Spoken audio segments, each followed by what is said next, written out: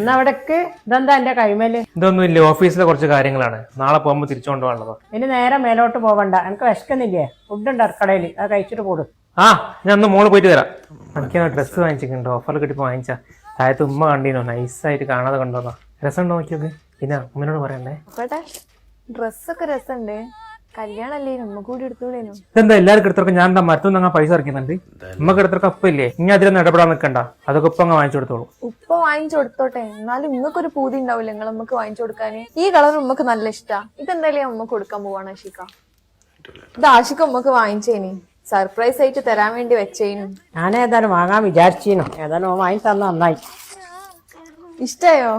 ഇഷ്ടായി മോളെ, നല്ല ഭംഗിയുണ്ട്. നിങ്ങൾ വാങ്ങിച്ചെന്നൊന്നും പറഞ്ഞാൽ അത് കൊടുത്ത സമയത്ത് നിങ്ങളുടെ മുഖത്ത് എന്തൊരു സന്തോഷാ. നിങ്ങൾ എനിക്ക് എപ്പോഴും വാങ്ങിച്ചു തരുന്ന ഡ്രസ്സല്ലോ. നിങ്ങൾ ഉമ്മക്ക് നിങ്ങൾ വല്ലപ്പോഴല്ലേ വാങ്ങിച്ചു കൊടുക്കുന്നുള്ളൂ.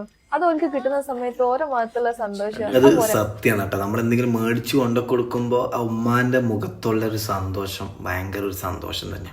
അത് നമ്മൾ എന്തായിക്കോട്ടെ, ഒരു ചെറിയ സാധനമെങ്കിലും മേടിച്ചു കൊടുക്കുകയാണെങ്കിലും അവർക്ക് ഭയങ്കര സന്തോഷം കേട്ടോ ഉമ്മമാർക്ക്.